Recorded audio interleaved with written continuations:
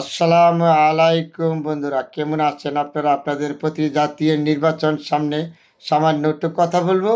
PR পদ্ধতি নির্বাচন মানে কি, কি লাভ হবে, কি ক্ষতি হবে জনগণের? এক নাম্বার, পিআর পদ্ধতি নির্বাচন হইলে যারা পালায় গেছে স্বৈরাচার তারা পুনর্বাসন আবার ক্ষমতাশীল হবে, কারণ তাদের একটা জনগোষ্ঠী এখনো সমস্ত বাংলাদেশ জুড়ে ছড়িয়ে আছে। এক।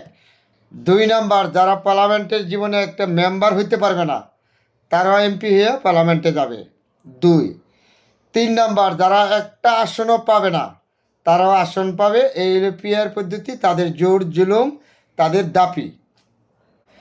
চার নাম্বার হলো, একটা চোর ডাকাত মিলা যদি একটা দল করে, 2 নাম্বার বড়, 2 লক্ষ বড় থাকে, তারপরে এখান থেকে কে যদি একটা বড় ভাই, তারপরে ওরা পার্লামেন্টে উঠতে পারবে। মানে 5 মিশালি মিল্লা পার্লামেন্টে তারা উপস্থিত হইতে পারবে, কারণ তারা জীবনে কখনো পার্লামেন্টে একজন মেম্বার হওয়ার যোগ্যতা নাই। এক, এইগুলো 5 নাম্বার শেষ করলাম। তারপরে জনগণের সাথে একটা ধোঁকাবাজি, জনগণের সাথে কিন্তু সম্পর্ক থাকবে না। জনগণ কোনো ক্ষমতাশীল নাই, জনগণের ভোট দিচ্ছে, দায় দাপি কোনোটাই করার সুযোগ নাই। হলে 6 নাম্বার। 7 নাম্বার, যারা পালায় গেছে তাদের একটা বিশাল জনগোষ্ঠী কিন্তু সমস্ত বাংলাদেশ জেলা ছড়িয়ে বেড়ে এলে গিয়ে আছে। তারা যে কোনোভাবে নির্বাচনে অংশগ্রহণ করতে পারলে তারাও মনে করেন পুনর্বাসন হয়ে গেল। এলো 8 নাম্বার। 9 নাম্বার, পিয়ার পদ্ধতি নির্বাচন হইলে যেমন স্বৈরাচার আমলে মমতাজ গান গাইতো সংসদে, শিল্পীরা ডুগডুগি বাজাইতো, এই জন্য সব পাস করে গেলে সংসদে গেলে একটা ডুগডুগি বাজার মতন হবে। মানে কোনো কিছু না, খালি স্বার্থর কথা। আর ভালোটা বলবে খারাপ, খারাপটা বলবে ভালো, কারণ তারা তো গ্রামে একটা মেম্বারের যোগ্যতায় নয়, পার্লামেন্টে উঠে গেছে।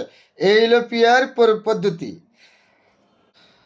তারপরে 11 নাম্বার, জনগণের কোনো মূল্য থাকবে না এখানে, জনগণের কোনো মৌলিক অধিকার থাকবে না, সম্পূর্ণ থেকে জনগণ বিচ্ছিন্ন হয়ে যাবে। কিন্তু পিআর পদ্ধতি নির্বাচনটা হলো এটা, অন্য আর কিছু না। তাদের 1 নাম্বার কথা হলো কি, এই স্বৈরাচার পতন হয়েছে, তারা এখন পিআর পদ্ধতি বিএমপিকে এখন যতভাবে ডাক করা যায়, যতভাবে নির্যাতন করা যায়, 17 বছর নির্যাতন করে তো বিএমপিকে ধ্বংস করতে পারছে না।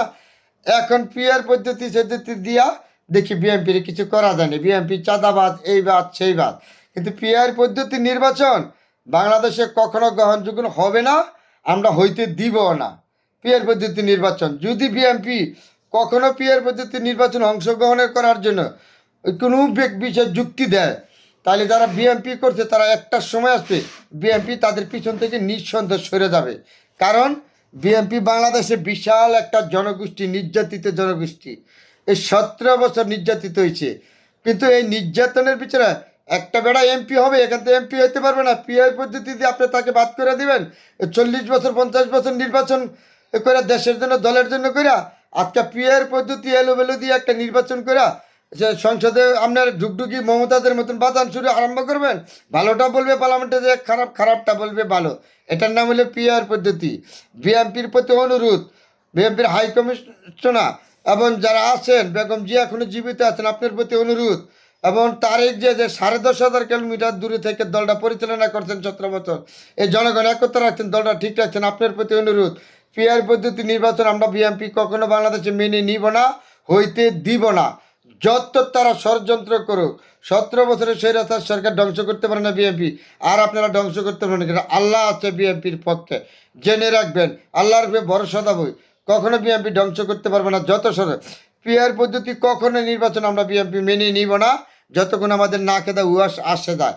পিআর পদ্ধতি একটা ষড়যন্ত্র।